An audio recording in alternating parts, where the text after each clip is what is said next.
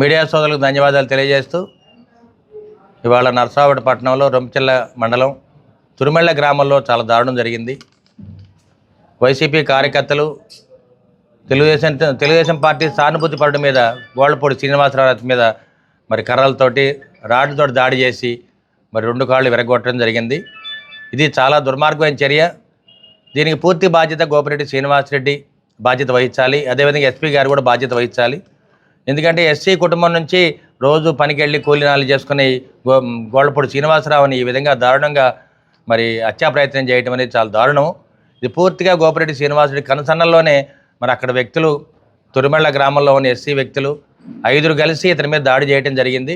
ఒకటి గోళ్లపూడి రామారావు గారు, అదేవిధంగా గోళ్లపూడి కొండయ్య, తిరుమల చెంచారావు, తిరుమల కోటేశ్వరరావు, అదేవిధంగా గుర్తులేని వ్యక్తి 5 అతను ఈ దాడిలో పాల్గొన్నారు.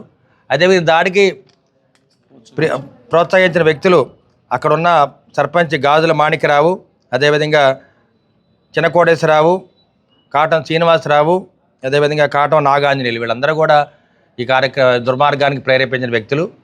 మరి ఎస్పీ గారిని ఒకటే కోరుతున్నాము, న్యాయ విచారణ జరిపించండి, వెంటనే వీళ్ళని అరెస్ట్ చేయమని మీడియా ముఖంగా తెలియజేస్తున్నాము.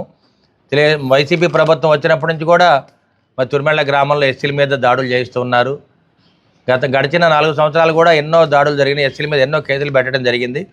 అదేవిధంగా మా ఎస్పీ గారిని ఇంతకుముందు కూడా చెప్పడం జరిగింది, తురుమెళ్ల గ్రామం కానీ అలవాల గ్రామం అన్రెస్ట్ విలేజెస్ కాబట్టి వాటి మీద దృష్టి పెట్టమని ఆయన ఎన్నోసార్లు కోరడం జరిగింది.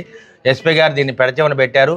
ఇవాళ మేము ఒకటే కోరుతున్నాము, ఈ దాడి కారణం గోపిరెడ్డి శ్రీనివాసరెడ్డి గారు. అదేవిధంగా ఎస్పీ గారిని కూడా దీని మీద సత్వర న్యాయ విచారణ చేయమని కోరుతూ ఉన్నాం.